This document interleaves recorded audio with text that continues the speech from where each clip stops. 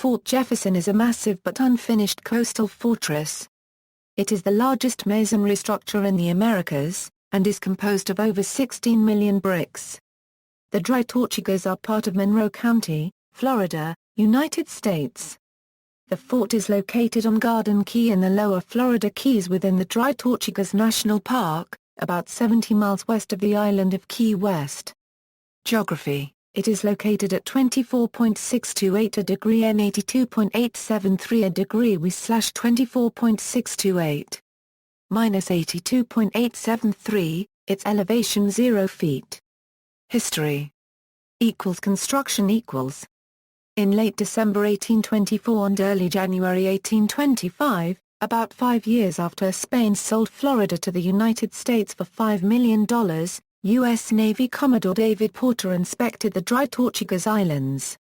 He was on the lookout for a site for a naval station that would help suppress piracy in the Caribbean. Unimpressed with what he saw, he notified the Secretary of the Navy that the Dry Tortugas were unfit for any kind of naval establishment. He reported that they consist of small sand islands a little above the surface of the ocean, have no fresh water, scarcely enough land to place a fortification, and in any case are probably not solid enough to bear one. While Commodore Porter thought the Dry Tortugas were unfit for a naval station, others in the U.S. government thought the islands were a good location for a lighthouse to guide ships around the area's reefs and small islands. A small island called Bush Key, later called Garden Key, was selected as the site for the lighthouse, which became known as Garden Key Light. Construction began in 1825 and was completed in 1826. The 65-foot lighthouse was constructed of brick with a whitewashed exterior. A small white cottage for the lighthouse keeper was constructed beside the lighthouse. In May 1829, Commodore John Rogers stopped at the Dry Tortugas to evaluate the anchorage. Contrary to Commodore Porter's experience, Rogers was delighted with what he found. The Dry Tortugas, he reported, consisted of 11 small keys and surrounding reefs and banks, over which the sea broke. There was an outer and an inner harbor. The former afforded a safe anchorage at all seasons, and was large enough to let a large number of ships ride at anchor. Of more importance, the inner harbor combined a sufficient depth of water for ships of the line, with a narrow entrance of not more than 120 yards. Rogers said that if a hostile power should occupy the Dry Tortugas, United States shipping in the Gulf would be in deadly peril, and nothing but absolute naval superiority could prevail. However, if occupied and fortified by the U.S., the Dry Tortugas would constitute the advance post for a defense of the Gulf Coast. A series of engineering studies and bureaucratic delays consumed the next 17 years, but the construction of Fort Jefferson was finally begun on Garden Key in 1846. The new fort would be built so that the existing Garden Key lighthouse and the lighthouse keeper's cottage would be contained within the walls of the fort. The lighthouse would continue to serve a vital function in guiding ships through the waters of the Dry Tortugas Islands until the current metal light tower was installed atop an adjacent wall of the fort in 1876. The original brick lighthouse tower was taken down in 1877. Design equals. The design called for a four-tiered six-sided 1,000 heavy gun fort, with two sides measuring 415 feet, and four sides measuring 564 feet. The walls met at corner bastions, which are large projections designed to allow defensive fire along the faces of the walls they joined. The heavy guns were mounted inside the walls in a string of open casemates, or gun rooms, facing outward towards the sea through large openings called embrasures. Fort Jefferson was designed to be a massive gun platform, impervious to assault, and able to destroy any enemy ships foolhardy enough to come within range of its powerful guns. Living quarters for soldiers and officers, gunpowder magazines, storehouses, and other buildings required to maintain the fort were located on the parade ground inside the fort's massive brick walls. The Army employed civilian machinists, carpenters, blacksmiths, masons, general laborers, the resident prisoner population, and slaves to help construct the fort. By 1863, during the Civil War, the number of military convicts at Fort Jefferson had increased so significantly that slaves were no longer needed. At the time, there were 22 black slaves working on the project. Fort Jefferson's peak military population was 1,729. In addition, a number of officers brought their families, and a limited number of enlisted personnel brought wives who served as laundresses.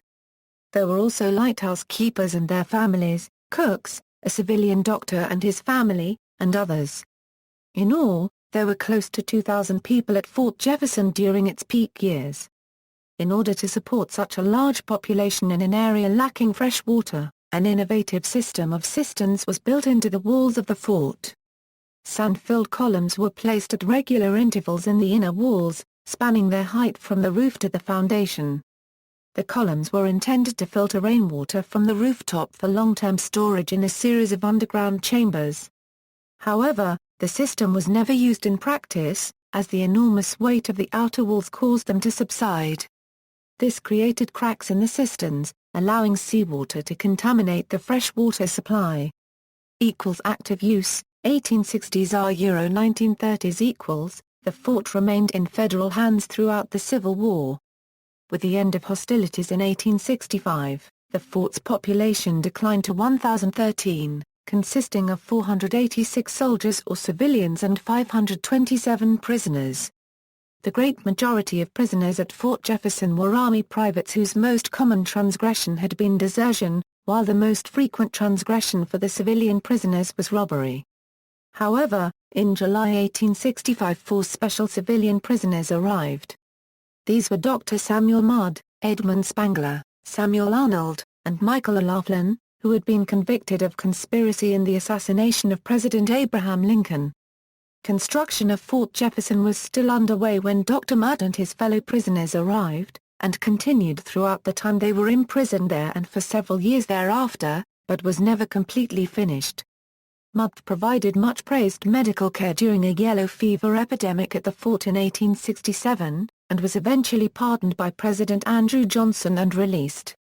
By 1888, the military usefulness of Fort Jefferson had waned, and the cost of maintaining the fort due to the effects of frequent hurricanes and the corrosive and debilitating tropical climate could no longer be justified. In 1888, the Army turned the fort over to the Marine Hospital Service to be operated as a quarantine station. Park designation equals, on January 4, 1935, President Franklin D. Roosevelt, who visited the area by ship, designated the area as Fort Jefferson National Monument. It was listed on the National Register of Historic Places on November 10, 1970. On October 26, 1992 the Dry Tortugas, including Fort Jefferson, was established as a national park. The islands still do not exhibit any standing freshwater or even seasonal streams, hence the name Dry. Owing to the potential difficulties of survival in such conditions, one of these islands was used as the location for filming a military survival film used to train aircraft personnel. Accessibility: Fort Jefferson can be reached by a daily ferry from Key West, as well as by chartered seaplane and private yacht. As a national park, camping is permitted on the beach. Visitors by ferry typically spend 4 hours on the island, which is enough time for a guided tour of the fort, lunch on the boat, and a swim on the reef. The island has a gift shop but no food is available for visitors. Use in film and literature: The Prisoner of Shark Island, a 1936 film about Samuel Mudd, is set largely on Fort Jefferson. While the film does depict the moat surrounding the fort, in many other details it is historically inaccurate. Flashback by Nevada Bar takes place entirely at Fort Jefferson. The mystery shifts between the site as a contemporary national park and as Fort Jefferson during the post-Civil War era. Some scenes for the 1997 made-for-TV movie Assault on Davila unregistered trademark S Island were shot at Fort Jefferson. In the 2006 novel World War Z by Max Brooks, Fort Jefferson is used as a holdout by survivors of the zombie apocalypse. Brad Meltzer's 2015 novel, The President's Shadow, uses Fort Jefferson as one of its key locations. See also, Dry Tortugas Ferry to Fort Jefferson. References. External links: media related to Fort Jefferson at Wikimedia Commons, Fort Jefferson Preservation on YouTube, Bennett, Craig M., JR rebuilding the walls of Fort Jefferson. Structure, 30 €33. Historic American Building Survey No. FL 44, Fort Jefferson, Garden Key, Dry Tortugas Islands, Monroe County, FL, 44 photos, 13 data pages, 2 photo caption pages, HABS No. FL 44, Fort Jefferson, Enlisted Men's Barracks I, 2 photos, 1 photo caption page, HABS No. FL 44B, Fort Jefferson, Enlisted Men's Barracks II, 1 photo, 1 photo caption page, HABS No. FL 44C, Fort Jefferson, Powder Magazine I, 1 photo, 1 photo caption page, HABS No. FL 44D, Fort Jefferson, Powder Magazine B, 1 photo, 1 photo caption page, HABS No. FL 44E, Fort Jefferson, Hot Shot Furnace, 1 photo, 1 photo caption page,